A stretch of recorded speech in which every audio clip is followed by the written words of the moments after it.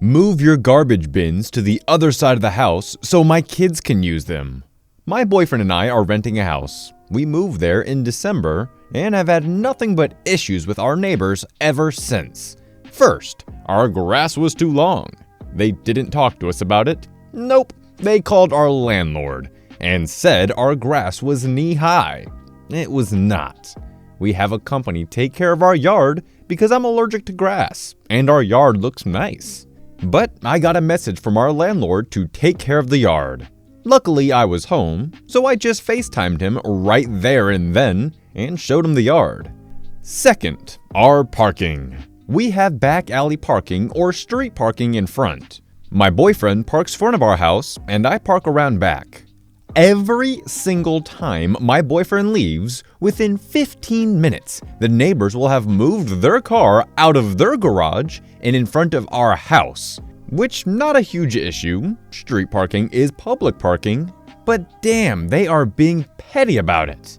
And finally, our garbage and malicious compliance. So once again, instead of talking to us about any issues, our neighbors call our landlord. Neighbor wants us to move the garbage to the other side of our house so that when their kids are walking back from the pool and walk through our backyard, they can throw their trash out in our bins. Our landlord tells us to do it. I'm pretty fed up with bothersome neighbors and crappy landlords now. So we move the bins to the other side of the house, and then we put locks on them. No idea what the fallout will be, but I am pretty sure we will be moving out once our lease is up anyways. Well, it sounds like your problem is you just got a landlord who's got the spine of soggy cereal, who's just caving under the weight of a vicious Karen. Call the HOA because my yard is devaluing your house? Alright, I'll have it cleaned by the inspection date. There's a story of my mother's. She has always been incredibly hard-headed, but this sticks out a lot more from my teenage years. Once a year, she always had us put everything out of the garage, lots of boxes. My mom has concerns about my possessions, so we could go through it and clean/reorganize. This particular year, the couple who owned the house across from us, flippers, were in the process of selling their house. Unhappy with my mother's unsightly driveway, covered in boxes soiling their good image, they made a call to the HOA. By the time my mother received the letter, the mess had been put away. But they decided to get her on a few other complaints, such as the bikes against the side of the house and the patchy gravel. She had 2 weeks to have everything up to standards. Petty and easily frustrated, my mother knew immediately who called, since the couple had come over and told her flat out with their renovations, they were selling that house for way more than any other house in this neighborhood, and would appreciate if she respected that by keeping her property on par. For the next 2 weeks, every box from that garage was in our driveway. The couch and the living room TV came next. This was early summer, so it was perfect weather to sit in your yard in your short shorts and sports bra. My mom made sure to wave and smile every time they brought someone over for a showing. The final step came at the end of that 2 weeks though. After the yard had been cleaned up and cleared by the HOA, my mom went to the local Walmart and bought a for sale sign. She wrote about 1/4 of the ridiculous asking price on it and finished off with a big sold written across the front and stuck it out in our yard. No clue what they ended up selling their house for, but it sat empty for a while, so I'd assume it was below offer. That's genius. Unfortunately, it probably wouldn't work today just because all these websites now that you can check which houses sold and for which price, so they'd be able to tell that was a load of crap, but that is genius. No one is allowed to leave early anymore? If you say so. So for some context, I work in healthcare. At the moment, I am on-call personnel that has been scheduled in the basic 9 a.m. to 5 p.m. in an outpatient clinic portion of the hospital.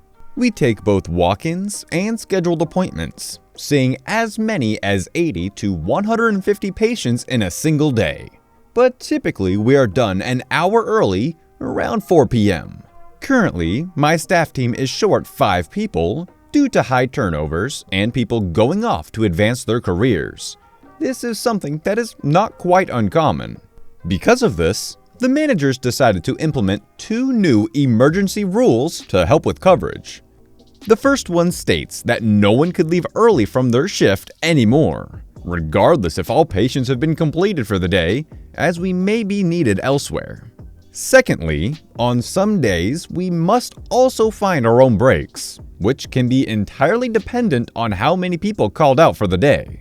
Because we are so short-staffed, I've been unable to collect my full 1-hour break, as the shortage is leaving me to run the outpatient department by myself on most days. Thankfully, this had worked to my advantage, and for the last 2 months, I have been getting a lot of overtime and extra pay for missing breaks. The benefit of being on-call personnel at my hospital is that we get a 20% higher salary in lieu of benefits. So I am now making an upwards of an extra $300 to $400 a week. As you can imagine, management began to recognize the pattern and called me into the office last week to see why I am costing them a fortune in overtime/missed breaks. It is easy to tell from the start that the managers are not happy with this, even having the notepad ready to write me up. The director immediately pulls out my timesheet with highlights galore. The entire thing looked like my old college textbooks. A few days in particular caught management's eye though. On the week I made $500 extra for the week, they had pulled camera footage of the back area for 3 shifts, where I was finished an hour early and just hung out at my desk until closing. Basically arguing time theft, but also claimed on my timesheet that I had not taken a lunch. Before management could explode on me, I requested they pull the patient schedule for the day, our personnel schedule for that day, and including the phone records to show that I had called other management to see if I was needed anywhere else. The rest of the conversation went somewhat similar to this, not exact verbatim. So, if you're done an hour early, why don't you just take your lunch then, or float to another department? You mean just leave early? And I had called the other departments those days asking if they needed help. No one did, so I stayed where I was because we aren't allowed to leave early. That is correct, we're not allowing staff to do that at this time. If you're not needed anywhere else, you should be taking that time to catch up on paperwork. All paperwork was done. I had completed orders/referrals in our system for the next week. All are time-stamped for proof. Also, our current contracts says we cannot take our lunch for the last hour of the shift.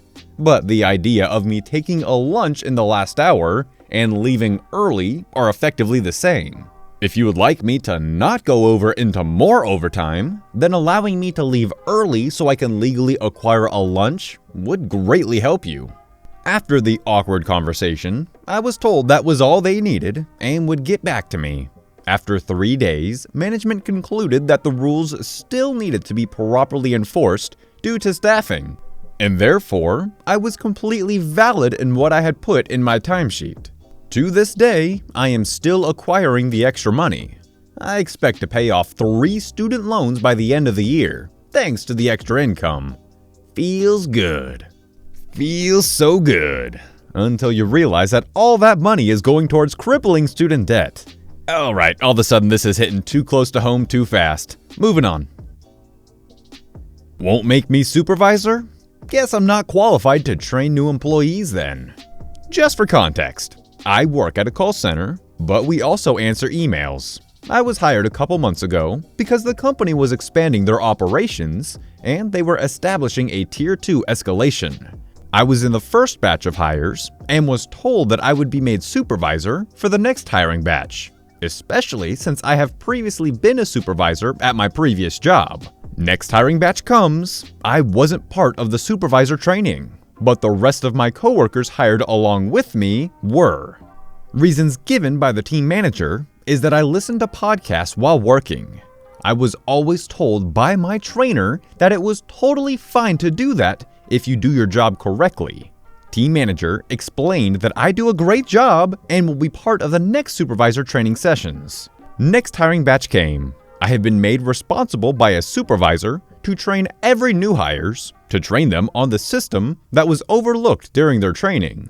I did their training as regular, and at the end of the day, team manager pulls me aside, explained that I won't be a supervisor, period. He mentioned my performance on answering emails on a specific day when it was extremely busy that day and made a few mistakes. I explained to him that you can't value the performance of a potential team leader on email mistakes on a bad day, especially since I'm already being a team leader with the new hires. Regardless, I wouldn't be made a supervisor at all. Team manager the day after decides instead to put one of the brand new 5-day-old employees as a supervisor. And this got me scratching my head. I literally was doing supervisor work just the day before. Regardless, he is made supervisor on the floor a week later. Then, a few days ago, the new employee/supervisor was the only supervisor on the floor that day. I was the most experienced present. An employee needed training on how to process a specific email. The new employee/supervisor didn't know how to do it, and since for the last week or so, I have been the point of reference for questions and helping out, he reached out to me on how to process. I answer, I can't. I'm not qualified for that. You are the supervisor. You are responsible to train them. Then, the email couldn't be processed in time, which made our team manager quite angry. I wonder if he'll get in any trouble for that. Was that even malicious compliance? That just sounded a lot more like petty revenge. I can't be certain, but just from the sounds of it, it sounds like this supervisor just doesn't like you for whatever reason, and no matter what, you're just not going to be made a supervisor, so you might have to look for another job if you want that promotion.